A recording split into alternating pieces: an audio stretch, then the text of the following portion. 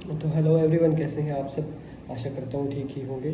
तो आज हम आपके सामने रूबरू हुए हैं एक इंडियन एविडेंस एक्ट का, जो चेंज होकर भारतीय साक्षरता अधिनियम 2023 एक्ट बन चुका है। उसका एक टॉपिक लेके आपके सामने आज हम उपस्थित हुए हैं, जिसका नाम है कन्फेशन। तो आज हम कन्फेशन पे डिस्कस करेंगे कि कन्फेशन है क्या। एक्चुअल में अगर बात की जाए, कन्फेशन इंडियन एविडेंस एक्ट या भारतीय साक्षरता नियम अधिनियम के अंदर कहीं भी डिफाइन नहीं किया गया है। ये एडमिशन का ही एक पार्ट है।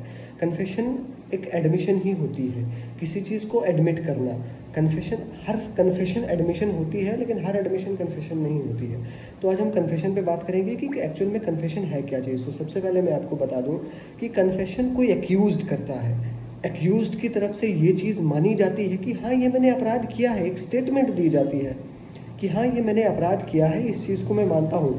या अगर अपराध नहीं भी किया होगा, जैसे कोई मर्डर हुआ होगा, तो ये कन्फेस करेगा कि जिस चाकू से मर्डर हुआ है वो चाकू मेरा ही था, या उसके रिलेटेड कोई रेलिवेंट पॉइंट मानेगा, तो उसको हम कहेंगे कि एक्यूज ने कन्फेशन की है। और एक चीज़ मैं आपको और बता दूं कि कन्फेशन जो होती है वो ओनली क्रिमिनल केसेस में होती है, और एडमिशन जो है वो सिविल केसेस में भी होती है।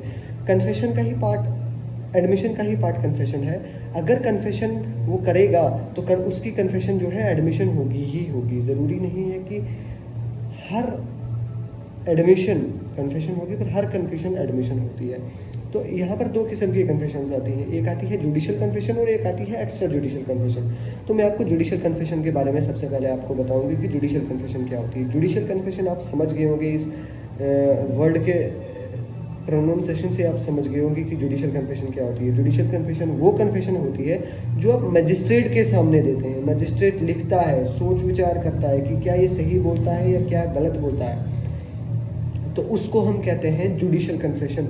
जिसमें हम जो कह सकते हैं कि सीआरपीसी के अंदर 164 के जो बयानात होते हैं, उसको हम जुडिशियल कन्फेशन मान सकते हैं। फिर बात करते हैं हम एक्स्ट्रा जुडिशियल कन्फेशन की। तो एक्स्ट्रा जुडिशियल कन्फेशन जो है, other than the judiciary, court के अलावा अगर किसी को आप कन्फेस करते हो, किसी को आप बताते हो कि मैं अपराधी हूँ, या मैंने ये अपराध किया है, या मैंने ये अपराध देखा है, या मैंने ये सिचुएशन देखी है, या ये मैंने सिचुएशन क्रिएट की है, अदर देन द कोर्ट के कहीं भी बाहर आप, तो उसको हम एक्स्ट्रा जुडिशियल कन्फेशन कहते हैं। इसको हम क्या, बुक्स जो हैं वो तो कहती हैं कि ये वीक पीस ऑफ एविडेंस है, लेकिन इस पे कई सज़ाएं भी हो चुकी हैं एक्स्ट्रा जुडिशियल कन्फेशन पे। जब एक्स्ट्रा जुडिशियल कन्फेशन होती है, जब ये मामला कोर्ट के सामने आता है, तब ये देखा जाता है कि क्या जो एक्यूज्ड है उसने ये एक्स्ट्रा जुडिशियल कन्फेशन है कि ये वॉलंटरी की है या किसी दबाव में आके की है। अगर दबाव में आके की थी तो वो नहीं मानी जाती है, क्योंकि यहाँ पर बिल्कुल साफ साफ लिखा गया है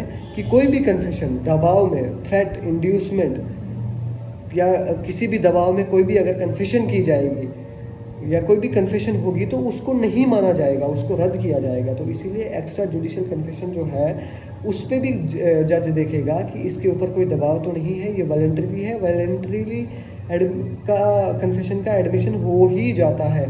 और इसके ऊपर बहुत सारे ऐसे केसेस भी हैं जिसमें सज़ाएं तक भी हुई हैं एक्स्ट्रा जुडिशियल कन्फेशन को। तो हम इसको वीक पीस ऑफ एविडेंस नहीं मान सकते। एक्स्ट्रा जुडिशियल कन्फेशन सिर्फ थ्रेट, इंड्यूसमेंट या प्रॉमिस के बेसिस पे नहीं होनी चाहिए। तो आशा करता हूँ कि आपको थोड़ा बहुत कन्फेशन के बारे में समझ आया होगा। धन्यवाद।